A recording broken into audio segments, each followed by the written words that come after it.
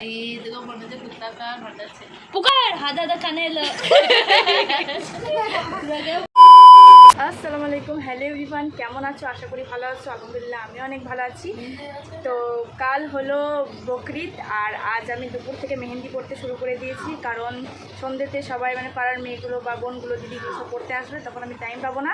আর প্রতিবার কি হয় যে পড়াতে পড়াতেই টাইম চলে যায় আর আমি পড়তে বসি 12টা একটা সময়, মেহেন্দি শেষ করতে করতে তো 2টো বেজে যায়।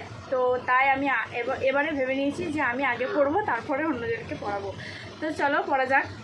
A few moments later. তারপর আমি মেহেন্দির ডিজাইনটা এইভাবে করেছিলাম আর তারপর আমি চলে গেছিলাম খেতে। আর এসে দেখি একটা বোনও বসেছিল মেহেন্দি পরার জন্য, আর তাকেও আমি 2 হাতে মেহেন্দি পরিয়ে দিই। তো ওকে মেহেন্দি পরানোর পর আমি আমার বোনকে মেহেন্দি পরিয়ে দিয়েছিলাম। আর ওইদিকে যে দেখছো আমার বোনকে ওকে পরিয়ে দিয়েছি, বাট ব্যাকে পরানো হয়নি বলে ও রাগ করে বসে আছে। তো সবাইকে পড়াতে পড়াতে প্রায় 10:30 বেজে যায়। তো তারপর খাওয়া দাওয়া করে এসে আবারও মেহেন্দি নিয়ে বসে পড়েছি। এদিকে আমার একটা দিদি পড়ছিল আর এদিকে আমি বসেছিলাম আমার দিদিকে পড়ানোর জন্য।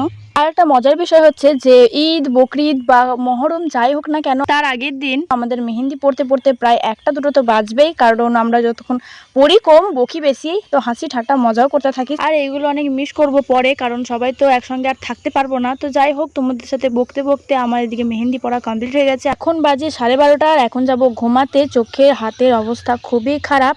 তো আমাদের মতো কে কী করো সেটা কমেন্টে জানিও। দেখা হচ্ছে নেক্সট ব্লগে। আল্লাহ হাফিজ।